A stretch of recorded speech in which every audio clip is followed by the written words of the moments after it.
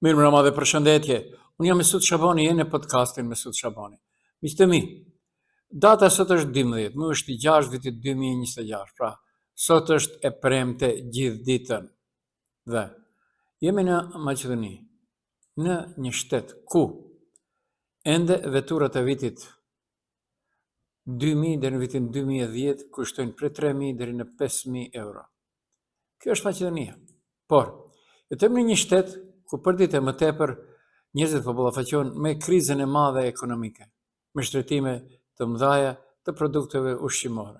Dhe asgjë, sigur nuk ndodh asgjë. Ama asgjë.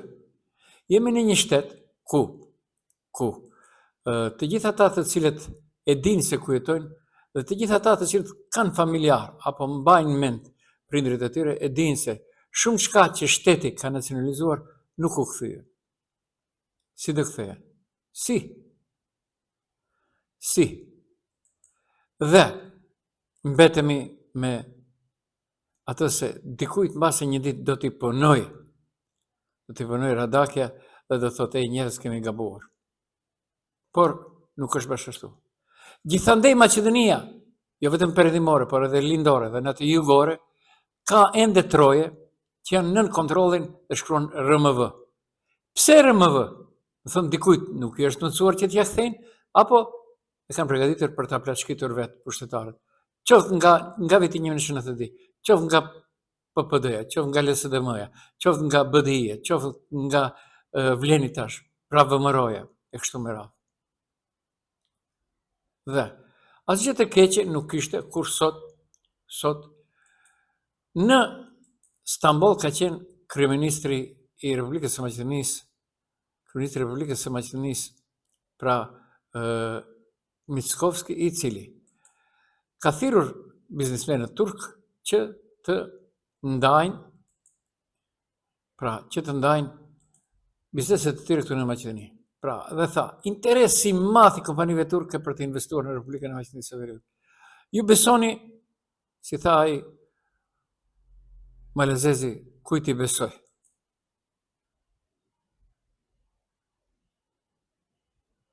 Kryeministri Kristian Mickovski ka ftuar biznesmen turq që të investojnë në Maqedoninë e Veriut, duke theksuar se tyrt janë të hapura, mundësitë janë reale dhe mund ta ndërtojnë të ardhmen së bashku.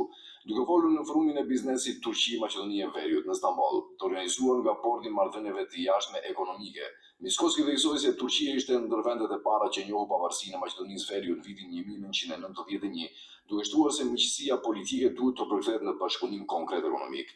Ndërkaq në deklaratën e dhënë pas forumit, Mickovski tha se qëllimi i tyre është që të ndërlidhen ekonomitë dhe bizneset e Maqedonisë së Veriut me bizneset e Stambollit.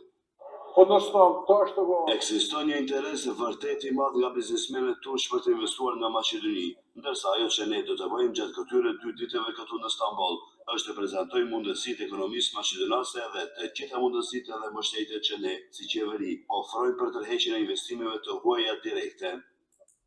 Por, e shoh se atje ka qenë edhe Bekim Sali edhe Ministri i Transportit Nikoloski. Pra, dhe Vleni këtë e bën. Po. Mirë po, Vleni nuk është ajo e cila ka qenë në fillim, cilën e njohën turqit. Nuk është, sepse të vish të investosh në një shtet ku ende shtetasve të Maqedonisë, të cilët jetojnë në Turqi, Mickovski tha 1 milion shtetas, pra me preardhje, 1 milion shtetas të Turqisë me preardhje nga Maqedonia. Kjo është më së vërtet. Bile unë kisha thënë ndoshta edhe më shumë në ndërkohë. Por për çfarë ankohen në diasporën turke këta që janë me preardhje nga Maqedonia? Nuk u tha në këtë shqyrë që edhe Bekim Sali e pa Stambollin. Si pushtetar. Gjatë vizitës së tij në Stamboll, kryeministri Kristian Mickovski bëri thirrje biznesmenëve turq të investojnë në Maqedoninë e Veriut, duke theksuar mundësitë ekonomike dhe mbështetjen që ofron qeveria për investitorët e huaj. Po, jo dini se unë mbaham i mendshëm dhe vazhdoj. Megjithatë, larg vendime politike një realitet tjetër për një pjesë të diasporës turke me origjinë nga Maqedonia, vazhdojnë të mbeten të hapura çështjet e ndjeshme si denacionalizimi i pronave të konfiskuara dhe procedurat për fitimin ose rikthimin e shtetësisë. Kjo ngre pyetjen nëse thirrjet për investime mund të japin rezultatet dëshirore pa adresuar më parë disa nga kërkesat historike të këtij komuniteti. Teksti paraqit dy çështje të ndryshme që unë shkrova. Çështjen e denacionalizimit dhe shtetësisë për shtetasit turq me origjinë nga Maqedonia e Veriut, të cilët e përmendëm si problem të pazitur. Përpjekjet e qeverisë së kryeministit Kristian Miskovski për të tërhequr investimet turke të prezantuara gjatë forumit ekonomik në Stamboll. Nga informacioni që kemi paraqitur, Miskovski në deklaratat publike është fokusuar te tërheqja e investimeve të huaja direkte, bashkëpunimi ekonomik me Turqi, rritja e shkëmbimit tregtar, projektet infrastrukturore dhe energjetike. Nuk rezulton që në këto deklarata të ketë trajtuar publikisht çështjen kthimi i pronave të nacionalizuara, procedurave të denacionalizimit dhe kërkesa për nënshtetësi nga emigrantët dhe pasardhësit e tyre në Turqi. Shumë thjesht, Albin Kurti mua më mohoi të drejtën të ngre pasaport të Kosovës, sepse 20 vite kam për shkollën e mesme atje, fakultetin, çdo gjë atje, shtëpi kam pasur, baba im me pasaport Kosove 3 herë të nxjerra, me 3 herë të nxjerra letër njoftime në Prishtinë dhe me shtëpi të blerë, më kthyen prapë, nuk të ka le baba në Kosovë. Për serbët ishte krejt diçka tjetër. Okej. Dhe tash kushti i parë në Maqedoni është të kesh vendlinje në Maqedoni. Dhe janë. Nëse jo 1 milion, të paktën nga jo që kam dëgjuar kur kanë qenë tatë PPD-s viteve 97-98 në Stamboll, në administratë të ambasadës tonë, mbi 150.000 kërkesa në atë kohë kanë pritur në sirtarët e ambasadës, tash nuk e di sa presin, për të kthyer pasuritë e tyre të patundshme këtu në Maqedoni. Pra, nga një këndvështrim kritik, disa dhe mund të argumentojnë se për të forcuar besimin e diasporës me origjinë nga Maqedonia e Veriut, krahas tesave për investime, do të ishte rëndësishme të adresohen edhe çështjet pronësore dhe administrative që prekin një pjesë të kësaj komuniteti. Anë tjetër, qeveria mund të argumentojë se forumi ekonomik kishte një qëllim specifik, promovimin e investimeve dhe jo diskutimin e çështjeve të denacionalizimit të së shtetësisë. Pse Turqia i kësaj? Sepse këta që janë këtu në Maqedoni nuk duan që t'i prishin punët me Turqinë, bloku turk. Dhe dëgjohet çfarë tha ai partisë turke dje. Asnjë investim nuk është dhënë nga Ministria e Stojkovicit për projekte turke, 35-36. Asnjë. Ja sa e duan këta Turqinë. Ja. Dhe pse unë insistoj në denacionalizim? Kam pjesë të familjes. Kthimi i pronave të nacionalizuara. Në Maqedoninë e Veriut, procesi i denacionalizimit filloi pas pavarësisë në synimin për të rikthyer ose kompenzuar pronat e konfiskuara gjatë periudhës socialiste jugoslave. Megjithatë, shumë familje që emigruan në Turqi gjatë viteve 1950-1970 pretendojnë se nuk u informuan me kohë për afatet ligjore, që është mos e vërtet. Nuk kishin qasjen e dokumentacionit nevojshëm, se dhe ambasadat e Turqisë bënte lojën e pistë deri tash. Shumë kërkesa refuzuan për arsye procedurale. Trashëgimtarët e brezat të mëvonshëm hasan vështirësi në provimin e të drejtave pronësore. Pra, një prej kushteve është shtetësia. Ligji për shtetësinë e Maqedonisë së Veriut është bërë më fleksibil për emigrantët dhe pasardhësit e tyre nga shtetet e tjera, jo nga Kosova dhe nga Turqia. Personat që mund të dëshmojnë se ata ose prindërit e tyre kanë qenë shtetas ose emigrantë nga Maqedonia e Veriut mund të aplikojnë për shtetësi sipas procedurave të veçanta, argumenti ka logjik. Mund të jetë numri as 10.000 nuk ka kaluar që mbase kush e di se nga 90 deri tash. Informatat e PPD-s, aso kohë të ambasadës, njerëzit që përpunonin në ambasadën e Turqisë, ambasadën e Maqedonisë në Turqi, thoshin 100 e sa mijë kërkesa presin në ambasadën e Turqisë, të Maqedonisë në Turqi. Tash me siguri janë shtuar. Kryeministri i Maqedonisë gjatë forumit në Stamboll theksoi se mbi 1 milion qytetarë në Turqi kanë rënë nga Maqedonia e Veriut dhe i ftoi ta shohin vendin si mundësi për investim. Çfarë nuk ka? Pra, pse ndikimi mund të jetë i kufizuar? Investimi varet kryesisht nga klima ekonomike dhe nëse zgjidhen çështjet historike, investitorët do vazhdojnë të vlerësojnë sigurinë juridike, efikasitetin e administratës, korrupsionin, sistemin tatimor, infrastrukturën. Pra, edhe diaspora nuk është më ajo homogjene. Jo gjithë qytetarët turq me origjinë nga Maqedonia kanë interese ekonomike në vend. Shumë prej tyre janë tashmë plotësisht të integruar në ekonominë turke dhe mund të mos kenë plan investime pavarësisht zgjedhjeve së problemit sirka. Ata duan që t'i kthejnë vetëm territoret, tokat e tyre. I kanë tapit. Pra, çfarë nuk do të pra. Zgjidhja e çështjes të pronave dhe shtetësie dhe në shtetësisë nuk do të garantonte automatikisht një rritje të madhe të investimeve nga diaspora në Turqi. Mbase shumica e tyre do t'i shitnin. Por do të përbën një hap të rëndësishëm drejt ndërtimit të besimit dhe forcimit të lidhjeve me vendin e origjinës. Pra, çfarë nuk dëgjosh? BD-ja e mori përsipër. Si ishte gishtin, asgjë tjetër.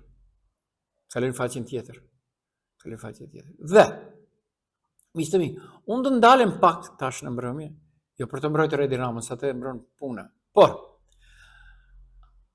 puna ose mos puna e tij do jetë ajo e cila atë do e mbaj ose do e largoj nga skena politike. Por, del sonte zëdhënësi i qeverisë nga radhat e Vlenit, pra ai ka rolin, se mbahet shumë i mençur, deputeti, sepse si deputet ai nuk bëhet edhe përgjegjësi politike dhe sipas asaj që kemi parë deri tash edhe juridike. Mund të flet dhe të thotë çka doj. Mirë po, ai se po e bën punën e qeverisë, kjo mos e vërtet. Kjo qeveri nuk e ka në sy të mirë Edi Ramën. Te kanë bë edhe kryeministri, e ka bë edhe me deklarata edhe zëvendës kryeministri i parë nga radhat e VMRO-s dhe ministri i transportit. Ministri i transportit duhet të tregoj turqëve se pse nuk kthehen tokat. Duhet të tregoj që janë me regjim nga Maqedonia. Dhe a dini çfarë tha? Doli tha Adnan Azizi, po ki çpati me tetovarët dhe kosovarët. Pra, unë them si Mesut Shovani, me bekimin e qeverisë Adnan Azizi, i cili nuk lexon atë që shkruhet dhe vetë ka nxjerr, sepse Edi Rama thot, nga Kosova dhe Tetova. Nuk thot kosovarët dhe tetovarët. Pra, këtu bën gabimin e madh. Ai edhe si të lexoj, po okay, në rregull. Sepse unë them se ditë lexoj se nuk e ka lexuar atë që e ka nxjerr në Facebookun e vet. Me bekimin e qeverisë, pra, është marrë vesh, a derini se unë i bi këtij, i cili nuk lexon atë që shkruhet dhe nuk përfaqëson tetovarët, përfaqëson veten, i pari ka reaguar në fjalimin e Edi Ramës. Dhe, unë nuk dhe isha Mesut Shovani, sigur nuk mos do kësha sjell Edi Ramën. Edi, unë okay, haj, sa dush fol. Dhe çfarë tha në të vërtetë ai, dhe pse përmeni Kosovën dhe Tetovën? Dhe është mëse vërtet se dorë zgjatur e disa shteteve nëpërmes njerëzve të paguar nga Maqedonia dhe nga Kosova, që kanë jataket e tyre në Tiranë, pra shumë keq të marrësh para nga dikush dhe pastaj kur vjen koha duhet ta dëshmosh, e po ngushtohesh, do ngushtohesh. Sepse në Maqedoni po tentohet një situatë mjaft interesante. Derisa Shtetet e Bashkuara të Amerikës janë në një luftë, cilën e kanë fituar me Iranin, po bëjnë planet e tjera tash. Dhe po provojnë të shohin kush janë, kush nuk janë me të në Maqedoni. Nëpërmes qeveria e Republikës së Maqedonisë, nëpërmes kontakteve të saj me Serbinë dhe nëpërmes Serbisë me Rusinë dhe Kinën, kuptohet edhe Irani, se ato janë të tre aleat, kanë gjetur kolegët e tyre në Vlen dhe në Kosovë dhe tash mundohen që në Maqedoni, ku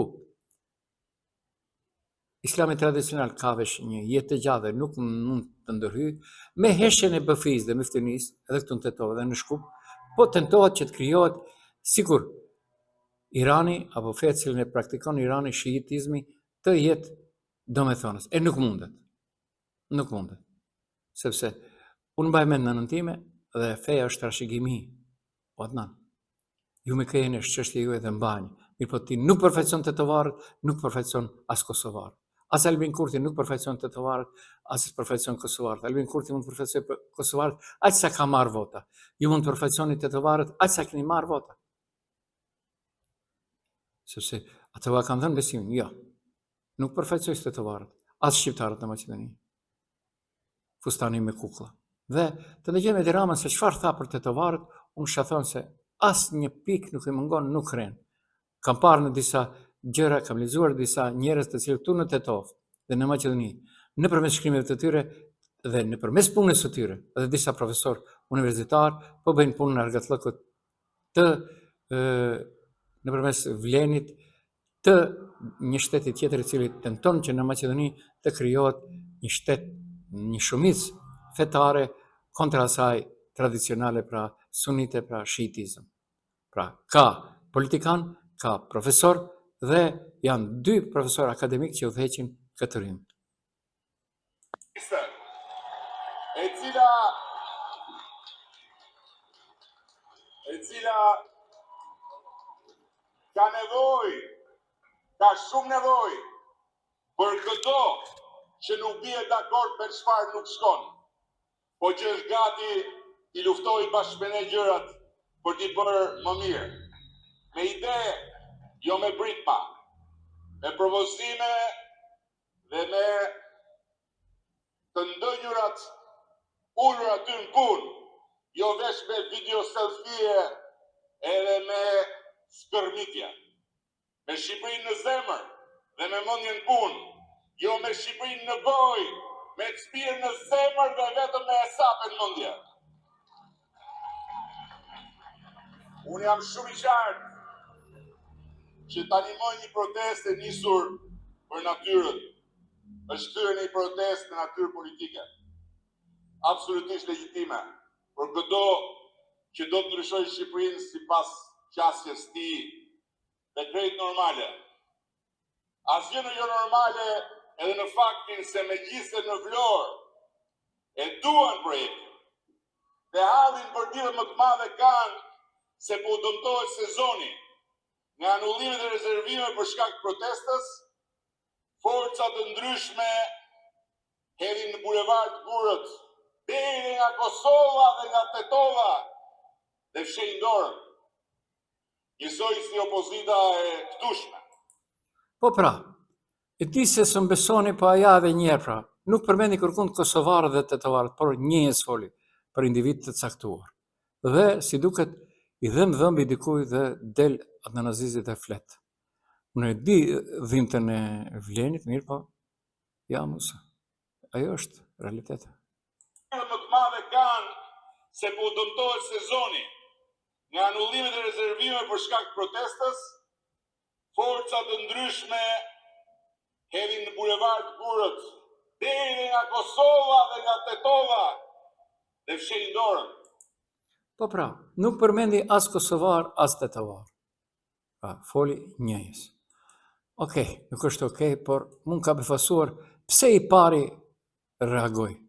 Apo i thanë këta qeverisë, bërgje, ha? Okej. Dhe, pa marrë parasysh rëndësin e vlerës koridorit 8, qish në fillim është dashur që pastrohen disa gjëra lidhur me ekspropriimin e tokave dhe fushave në cilën do të kaloj koridori 8. Pra, sot kanë protestuar banorët e Reqisës së Madhe në Tetov në pikën pagesore në Tetov për shkak se si shprehin tokët e tyre që duhet të merren me ndërtimin e koridorit 8, po paguhen me çmim shumë të ulët. Shprehin se nuk janë kundër ndërtimit të infrastrukturës rrugore, por çmimi prej 3 apo 4 euro për metër katror është qesharak dhe i papranueshëm. Këtë deshe të bëbë edhe në Malsi, kryetari komunës së Tetovës, Bilal Kasami, dhe shpallën një ditë që të mlidhen në fshatin Shqipërisë, mirë për nga jo që më treguan dallarët e mi ka pasur bojkot total, askush nuk u ka shkuar. Pra, ky është gati që edhe trasen që e lajmëron dhe tallet me vetveten, sepse i pas kanë treguar se e kanë filluar,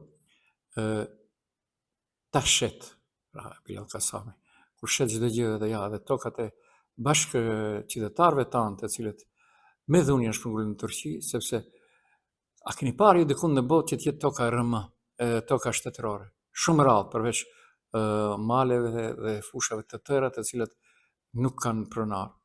Sepse shumë thjesht është, unë i kam thënë dhe për them edhe Bilal Kasamit edhe të nërëzit, hyni në katastër dhe kërkoni për çdo pjesë parcel të asaj që e shitni historiatë. Dhe do i gjeni, si ka ardhur deri te RMV-ja. Deri te RMV-ja, më vërtet RMV-ja më vonë. Por ata me këmbgulsi, sepse është dhënë rasti, ka rarë njerëz, ashtu thonë këta të Vlenit që e bëjnë propagandën e tyre nën tokë, ka rrathi kanë në mjalë dhe tash pas ka bërë BDI. Unë nga jo që mbaj mend, derisa ishte kryetare komunës Teuta Arifi, nuk u shiten shumë çka. Gjithë ato që i përmenden, e ka bërë shumë çka që nuk shkon, por shumë çka që edhe janë veshin nuk shkon. Nga komunizmi mbeten disa gjëra pa u sosur. Dhe PPD-ja çfarë s'ka bërë me fabrikën Tetex, 7-8 fabrika në Tetov u zhdukun e kështu me radhë. Okej, është një çështje tjetër, temë tjetër. Por këta në pushtet, veç që janë vitin e tretë, nuk ke më çka arsjetosh. Nuk ke. Unë nuk do lavdëroj, por realiteti i flet. Ndërsa mendu thaçi për 2 vite arriti që të bëj ligjin për festat nacionale, këta një fest nuk janë të e bë. E ku më dë ndrojnë gjëra të tjera. Okej, të ndëgjëm se pse sot protestuan në Reqicë banorët e Reqicës së Madhe. Banorët e Reqisës së Madhe në Tetov protestuan në pikën pagesore në Tetov për shkak se, siç pohojnë, tokat e tyre që duhet të merren për ndërtimin e korridorit 8 po paguhen me një çmim shumë të ulët. Preken se nuk janë kundër ndërtimit të infrastrukturës rrugore, por çmimi prej 3 apo 4 eurosh për metër katror është qesharak dhe i papranueshëm. Fusha dhe tokat tona janë multifamiljarë ta, janë burimi i jetesës tonë dhe trashëgimia që u la fëmijëve ta. Nuk është e drejtë që ato të merren me çmime shumë të ulta nga ana e qeverisë të Republikës së Maqedonisë. Pa marrë parasysh vlerën reale dhe dami që shkaktohet pronarëve. Ne kërkojmë kompenzim të drejtë, transparencë nga ana e shtetit dhe të barabartë për çdo qytetar. Që përket me projektin e korridorit 8. Sot ne u bëjmë apel në qeveri, deputetët e tonë, që ta marrën parasysh këtë iniciativën tonë, për arsye se nuk kemi krah tjetër. Si ministri, si deputetët, duhet marrën parasysh punën tonë, tokat tona nuk mund të paguhen me 3 euro. Vlera e kësaj toke është shumë e madhe se sa ato që më bëjnë. Ne nuk kemi kundër korridorit, kundër zhvillimit, kundër një, por ne ta vlerësojmë tokën. Sa vlerë, kjo nuk është kategoria e tokës numër 5-6. Kjo është kategoria e parë. Kategoria e parë ka 2 shtëpi. Ne nuk kemi në malë, kemi në fushë. Që se e marrëm të mbellin 1 metër katror tokë, do t'japë një produkt i cili i jep 240 euro. Ajo një herë do t'mire të më nuk theja. Edhe unë jam qytetari i këtij vendi. Kur kaloj këtë rrugë dhe unë paguaj 30 euro. Për ato në ai mund nuk më thosë unë të ku marrë ta tokën e në ta të qishërën ta në jetën të kalësh. Banorët thonë se 1 metër katror me 3 apo 4 euro është e papranueshme për ata. Ndërsa, sipas tyre, me çfarë do të mbjellë bujqësore, vlera e frutit të kultivuar do të jetë më e lartë se sa ajo që u ofrohet si kompensim apo shpronësim. Pra është një problem i trashëguar që është nga koha e komunizmit deri tash, po mirë që si është kujtuar të përdorin trukun e Bilal Kasamit. U merr dhe nuk paguan kur gjë. Pra është interes shtetëror dhe pikë. Pika mbi pikë dhe unë vazhdoj më tej. Pra, gjithandej ka telashe populli shqiptar. Nuk ka kushtimroj. Fustani me kuklla vleni nuk është duke bërë, jo punën e shqiptarëve, para as punën e vetë. Nuk është duke bërë. Për arsye se derisa ministri të shëndetësisë Azir Aliu, duke folur për rekonstruimin e qeverisë, qytetarët thonë je dërheqje ke dështuar. Dhe atë është edhini çfarë dështimi. Premtoi me mia punësime në shëndetësi. Ne nuk kemi njohuri se çfarë ndodhi dhe çfarë po ndodh në Maqedoninë Lindore, sepse janë të bllokuara informatat nga atje lidhur me punësimet. Deputetët shqiptarë në parlament, në vend që të merren me ato, dil trego se sa ka të punësuar gjatë periudhës së ardhjes në pushtet të VMRO-s së Mickosit dhe Vlenit, në spitalin klinik në Shtip, sa ka në spitalin klinik në Shkup dhe sa ka në spitalin klinik në Manastir dhe në Tetov. Dil, kërkohe. Në kohën tuaj. Jo në të se ka qenë 8%, 12-15 si bëdhia që i bën ato lojrat. Ju jeni në pushtet që 2 vite. Dhe, kjo është vërtet e rënqethse shumë. Pra, është problematik se si dhe deri kur do të shkojnë të dhënat se si shqiptarët po jetojnë apo mbjetojnë në Maqedoni. Edhe ashtu Marta Kos, kryesorja në atë që quhet Bashkimi Evropian, pra vëzhguesja kryesore. Diplomacia evropiane dhe Maqedonisë së Veriut po vazhdon me intensitet të shtuar, thot informacioni nga qeveria. Pas vizitës Antonio Costa, i cili në sill tha pa ndryshime dhe futjen e bullgarëve në kushtetut nuk ka asgjë. Dhe takimit të udhëheqjes shtetëror me liderët evropian në Shkup në fillim të korrikut pritet të vijë dhe komisari i Bashkimit Evropian për zgjerim Marta Kos. Dhe ja, jemi në mes të muajit, gati në mes të muajit qershor. Edhe 3 ditë bëhet mesi. Dhe keni dëgjuar ju diçka se UNESCO, dini ju diçka se unë vërtet nuk di kur gjë. Unë njerë kam shkruar BE-s, për 2 herë nuk i shkruaj. Detyrë kanë partitë politike shqiptare. Partitë politike shqiptare të drejtorin, jo me konferenca për shtyp, por me letra drejtuar apo shkuarje në Bruxelles siç ishin studentët këtyre ditë. Super, studentët e kanë bërë më mirë se sa dhe inshallah janë ardhmëria e politikbëris këtu në Maqedoni ata, sepse sipas gjithë gjasë ata do të jenë. BDI dhe vlen si son kosovarët, hajde pi shtëpie. Vërtet hajde pi shtëpie. Pra, nuk ka asgjë të keqe në atë që ta zëm. Shkojnë të marrin pjesë këta të vlenit në 21 vjetorin e formimit të lëvizjes vetëndose. Pasi, këta rahën shumë gjoks. Njësoj janë duke bërë vleni punën e BDI-s. BDI-a merrte pjesë në çdo promovim të çdo gjëje në Kosovë në kohën e PDK-s. Jo se jakta janë shumë patriota, jo se jakta janë shumë kryestarë të Kosovës. Dhe asnjëherë nuk e festuan një datë e cilët do të përkujtonte në Republika, në Shkup, në Tetov, në qendër, ditën e Krismës së hajde konflikt dhe them, nuk do të themi luftë, të vitit 2001. Okej, nuk është okej, por ajo që më ka gëzuar, apo më vjen keq për ata shumë, por është se taksistët gjithandaj nëpër Maqedoni kërcënojnë me protesta. Kërcënojnë me protesta. Çmimet e lira nuk kanë punë e kështu me radhë. Kështu me radhë. Pra, është diçka befasuese, cila unë çuditem se pse tash u ka rënë në fije, parandalohet kontrabanda drogë në pako postare. Është sekuestruar metanfetamin, MDMA dhe kokainë. Një është i arrestuar. Kjo me vite të tëra po bëhet në gjithë botën. Italia çdo javë ka nga një situatë të tillë. Dhe ende nuk më hiqet nga mendja ajo viti 2024. Merrni mend, Tetova. 700 gram drogë gjithë vitin ka zënë Drejtoria për Kriminalitet të Organizuar. 700, ajo, si më ka thënë njerë një dilerë asaj pune, ajo është gati se për 2, apo e zëmë për 2, që konsumim i vjetori 2 vetave narkomane. A këta, merrem me mere, është katastrofë. Pra, janë gjetër metamfetamin, MDMA dhe kokainë në sasi të ndryshme, me urdhër të prokurisë, personi është arrestuar gjatë marrjes së pakut. Dhe nuk bëhet me dije preardhja e tij nga cili qytet është. Pse mos bëhet? Pse mos bëhet?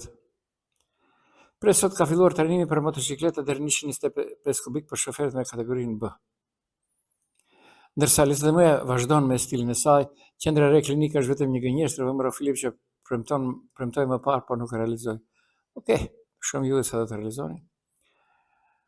Dhe derisa kryeministri thot diçka tjetër në takim dje pasi është takuar kryetare e shtetit me kryetaren e shtetit të Bullgarisë, Miloshovski sot ka dalë thot protokolli ditë fsheh bllokadat e reja bullgare, ndryshimet kushtetuese nuk janë kushti i vetëm. Kjo është vërtet është katastrofale. Vetëm që të mos bëhet, sepse në ndryshimet kushtetuese doni nuk doni, do duhet të ketë ndryshime kushtetuese edhe për shqiptarët, hiqet e 20% shi i famshëm. Në shkollat e mesme në Maqedoni 25.000 vende të lira. Më shumë ka vende për arsimin profesional. Regjistrimet në shkolla, informacioni regjistrim elektronik i nxënësve në shkollat e mesme fillon kryet përmes portaleve uslugi e-mon.gov.me. Nxënësit hyjnë me llogaritë e tyre ekzistuese të përdoruesit në School Sense në njoftim përshtyp nga ministria, pra fillon sot. Dhe inshallah ja delni ju që do ndjekni shkollat profesionale. Në Shkup, i njëjta gjë si në Tetov. Vereni se sot nuk u mora me si të merresh, vetëm i bësh reklam, ai e ka vendosur në kokën e tij, kanë thënë ashtu qarqet e ndikimit, shit çfarë mundesh sepse ne nuk dimë gjë, mbas ata dinë diçka. Edhe pse në Shkup e njëjta gjë është, banorët kërkojnë zgjedhje shpejt për vendkalimin e diskutueshëm në Bit Pazar. E kryetari i komunës Gjorçevski çfarë nuk tha, Georgievski. Çfarë nuk tha. Okej. Pra ishit në Ishit në podcastin me Sut Shabani sepse ndoli një lajm 4 kompani në Maqedoni kontrollojnë 75% të tregut të punës në sektorin e teknikës së bardhë. Pra 4 kompani. Dhe a dini kush janë këto? Normal. Nuk e dini. E di se e dini, por bëheni se nuk e dini. Sa më afër detit, më afër mbretit. Pra, ishit në podcastin me Sut Shabani, Dëgjohemi nesër në Rama.